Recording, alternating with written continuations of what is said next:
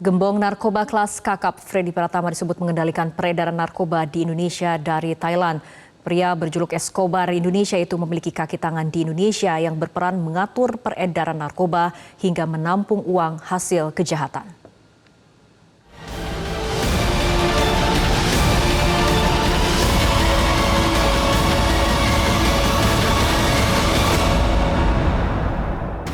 Jaringan narkoba Freddy Pratama telah menggurita di Indonesia.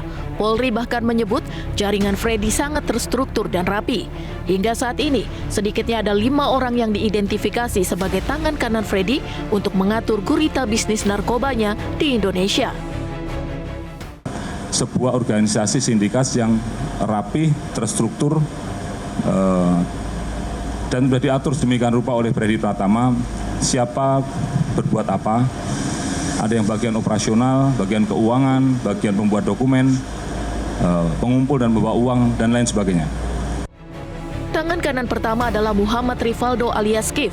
Ia berperan sebagai operator pengendali yang memasukkan ratusan kilogram sabu ke Indonesia setiap bulan.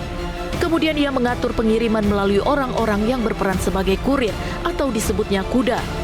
Kif memegang wilayah Sumatera dan Jawa. Ia ditangkap di apartemennya di Johor Baru. Kemudian tangan kanan lainnya adalah seseorang berinisial WJ. Ia berperan sebagai operator pengendali peredaran narkoba di Pulau Kalimantan dan Sulawesi. Ia menyelundupkan narkoba dari Malaysia dan kini sudah ditangkap. Kemudian pasangan suami istri asal Palembang, Adelia Putri Salma dan David.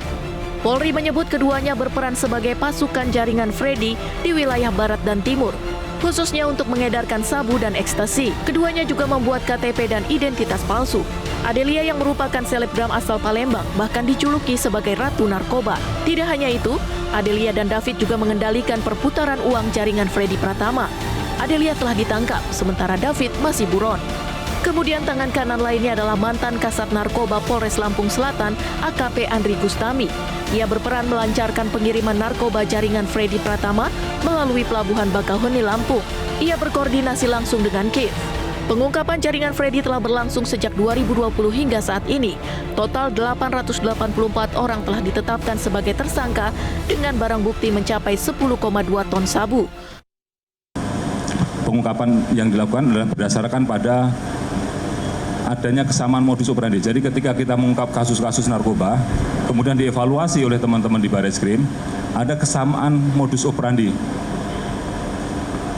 yang digunakan oleh para sindikat tersebut, khususnya penggunaan alat komunikasi, yaitu menggunakan aplikasi BlackBerry Messenger Enterprise, Threema, dan Wire saat berkomunikasi. Kemudian pada Juli 2023, Polri menerbitkan Red Notice dan menggelar operasi bersandi Escobar untuk memburu Freddy Pratama. Dalam operasi tersebut, polisi menangkap 40 orang lagi jaringan Freddy Pratama. Operasi pencarian Freddy kini diperluas hingga ke Thailand dan sejumlah negara tetangga. Tim Liputan, Metro TV. Jelajahi cara baru mendapatkan informasi. Download Metro TV Extend sekarang.